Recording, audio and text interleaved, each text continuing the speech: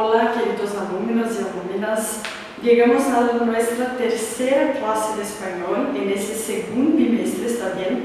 En esa clase vamos a estudiar principalmente los verbos irregulares que sufren algún cambio vocal, ¿está bien? Pero antes de eso, sí quiero que estén con la apostila del capítulo 29, entonces ya vamos a empezar el capítulo 29, ¿sí? Que se llama ¿Qué alegría es obtener el primer empleo?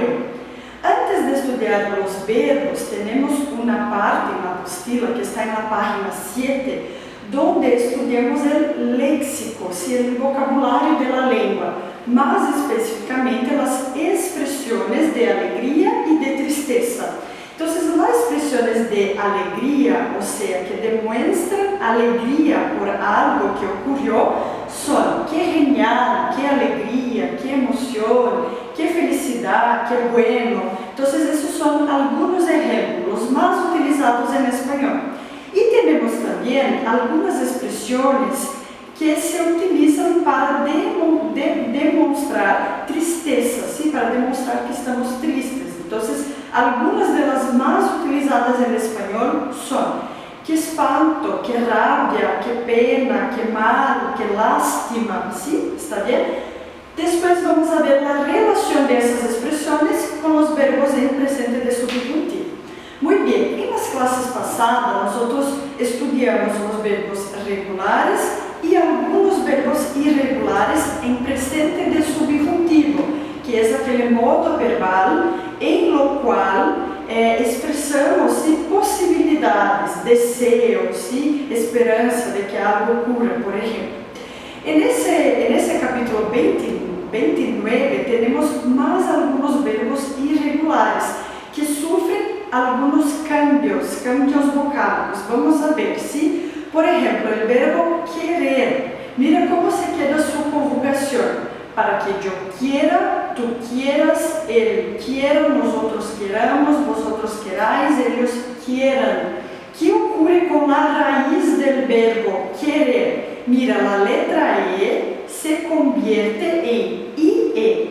Entonces, quiera, quieras, ¿está bien? Pero pon atención, en nosotros y vosotros, ese cambio no ocurre. Nosotros queramos, vosotros queráis, ¿está bien? Otro cambio vocálico ocurre también, por ejemplo, en el verbo poder. Entonces, mira, para que yo pueda, tú puedas, él pueda, nosotros podemos, vosotros podáis y ellos puedan. ¿Qué ocurre aquí, acá, con la raíz del verbo? La letra O se convierte en UE. Entonces, por eso, pueda, puedas. Nuevamente, en nosotros y vosotros, esa modificación no ocurre. Nosotros podemos, vosotros podáis. ¿Está bien? Vamos a ver más algunos ejemplos acá. El verbo medir. Mira, pon atención en cómo se queda la conjugación. Yo mida, tú midas, nosotros midamos, ellos midan. ¿Qué ocurre acá? ¿Qué cambio ocurre en la raíz? La letra E se convierte en I. Entonces, medir se queda mida, midamos.